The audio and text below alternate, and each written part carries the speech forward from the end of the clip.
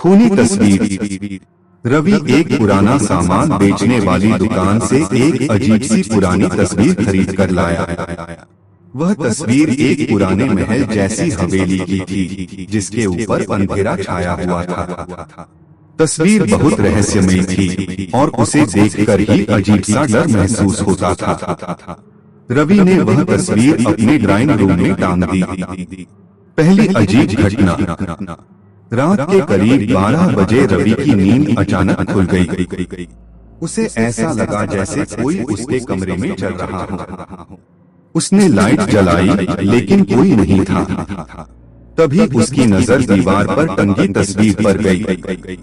तस्वीर के अंदर की हवेली की खिड़की पहले बंद थी, लेकिन अब वह खुली हुई थी।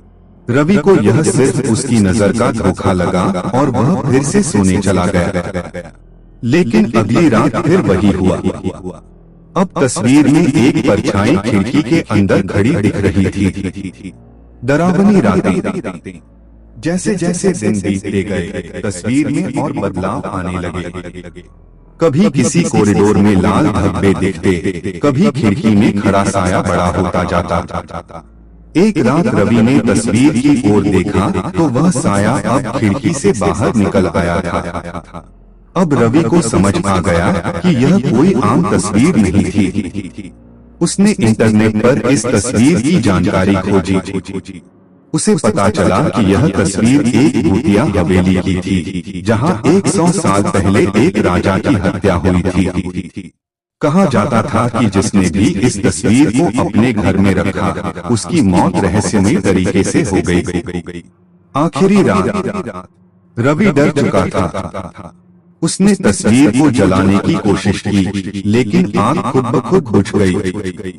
फिर उसने उसे फेंकने का सोचा, लेकिन जैसे ही वह तस्वीर उठाने बढ़ा, कमरे की लाइट झपकने लगी और अचानक तस्वीर से वही साया बाहर निकल आया।